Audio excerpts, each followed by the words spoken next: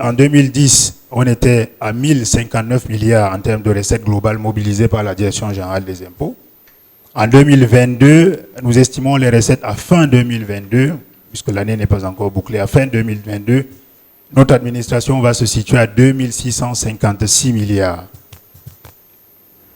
Soit une progression donc moyenne, une progression moyenne mensuelle de 88 milliards en 2010 à 221 milliards en 2022. Alors, comme nous le savons tous, ces recettes sont mobilisées non seulement au profit du budget de l'État central, mais également au profit des collectivités territoriales décentralisées et des établissements publics.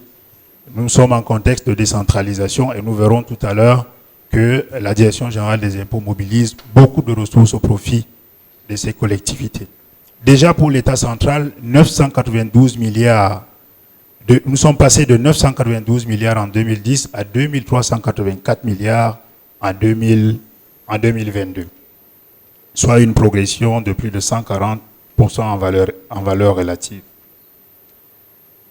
S'agissant des recettes mobilisées au profit des collectivités territoriales décentralisées et des établissements publics, là également, nous pouvons observer une forte croissance.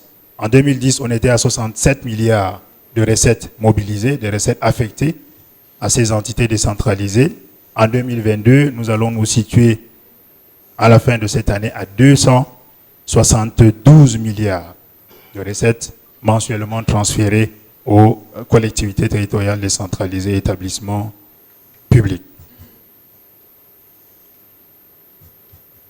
Du point de vue de l'évolution du taux de pression fiscale, nous savons que le taux de pression fiscale est un indicateur d'évaluation de la performance des administrations fiscales. Là également, nous vous proposons un tableau qui permet de faire une comparaison entre le Cameroun et certains pays de niveau de développement comparable, notamment la Côte d'Ivoire, le Sénégal, le Ghana, la Tunisie, l'Ouganda. Alors, nous pouvons observer à partir de ce tableau que, en comparaison donc avec les pays de niveau de développement comparable, seule la Tunisie avec 32,4%, le Sénégal avec 16,6%, affiche des taux de pression fiscale supérieurs à celui du Cameroun.